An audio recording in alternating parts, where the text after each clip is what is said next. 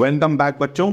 हम लोगों ने पिछले 2 वीडियोस में व्यवस्थापिका के बारे में जाना, कार्यपालिका के बारे में जाना। इस वीडियो में हम लोग न्यायपालिका के बारे में जानेंगे। हमारी जो केंद्रीय सरकार है उस केंद्रीय सरकार के 3 अंग होते हैं। व्यवस्थापिका, जिसको कानून का निर्माण करना है। व्यवस्थापिका में कौन कौन सीखा था? राज्यसभा, लोकसभा और राष्ट्रपति। फिर उसके बाद इसको व्यवस्थापिका को हम लोग कहते हैं लेजिस्लेटिव। तो जो लेजिस्लेचर है हमारा, उसका कार्य कौन करते हैं? राष्ट्रपति जी, लोकसभा और राज्यसभा। और दूसरा अंग हम लोगों ने क्या सीखा था? कार्यपालिका, कानून को लागू करने वाली। तो कानून को लागू करने वाले में तो हर स्तर पर जो पुलिस हमारे लिए काम करती है ना, वो भी कानून को लागू करने वाले स्तर पर आती है। लेकिन अगर हम केंद्रीय स्तर पे, ऊंचे स्तर पर देखें तो हमारी कार्यपालिका का हिस्सा है राष्ट्रपति जी, प्रधानमंत्री जी और राष्ट्रपति और प्रधानमंत्री जी द्वारा नियुक्त किए गए मंत्री परिषद। हर एक विभाग का जो एक मंत्री होता है वह कार्यपालिका के लिए जिम्मेदार है, कानूनों को लागू कर रहा। फिर मंत्रियों के नीचे सारे जितने भी हमारे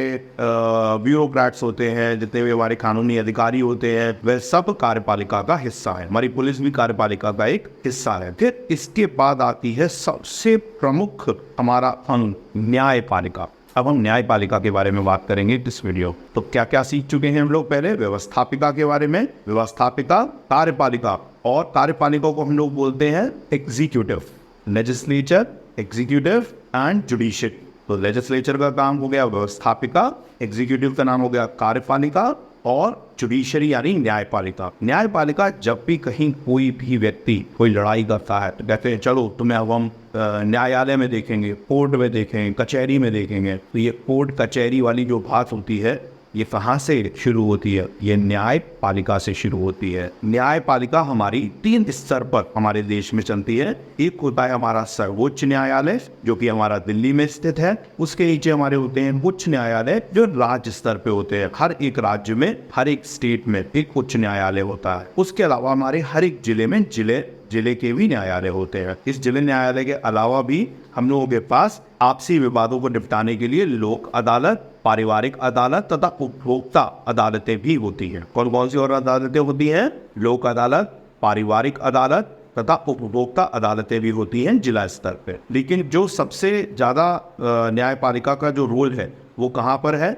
जिला स्तर पे, फिर राज्य स्तर पे, और उसके बाद देश के स्तर पे, यानी कि हमारे भारतवर्ष के स्तर। हमारे भारतवर्ष का सबसे उच्च न्यायालय क्या कहलाता है? सर्वोच्च न्यायालय कौन सा है? Supreme court of India. ये सुप्रीम कोर्ट ऑफ इंडिया, जिसका मैंने अपने पिछले वाले वीडियो में बताया था कि इसके जो न्यायाधीश होते हैं, इसके जो जज होते हैं, उनकी नियुक्ति कौन करता है? सर्वोच्च न्यायालय के न्यायाधीशों की नियुक्ति राष्ट्रपति जी करते हैं, और उच्च न्यायालयों के न्यायाधीश की नियुक्ति भी राष्ट्रपति जी करते हैं। जब कभी कोई केस चलता है तो वह सबसे पहले वहाँ की जो जिला स्तरीय अदालतें होती हैं, उन जिला स्तरीय अदालतों में चलता है। जब जिला स्तरीय अदालत में वो केस सुनवाई हो जाती है और उसका निर्णय आ जाता है, और उस निर्णय से व्यक्ति यदि खुश नहीं है, वह समझता है कि उसका निर्णय सही नहीं किया गया है, तब वह अपने केस को उच्च न्यायालय में लेके जाता है। हमारे उत्तर प्रदेश का उच्च न्यायालय कहाँ पर है? प्रयागराज में। उच्च न्यायालय तो प्रयागराज में है, लेकिन इसका एक खंडपीठ जो है वो लखनऊ में भी है, यानी लखनऊ में भी उसकी सुनवाइयाँ होती है। फिर जब उच्च न्यायालय में किसी चीज का न्याय दिया जाता है, यदि व्यक्ति उस न्याय से भी पूरी तरह सहमत नहीं है तो वह अपने केस को कहाँ ले जा सकता है? वह अपने केस को सर्वोच्च न्यायालय में ले जा सकता है। सर्वोच्च न्यायालय हमारा कहाँ पर है? सर्वोच्च न्यायालय हमारा दिल्ली में है।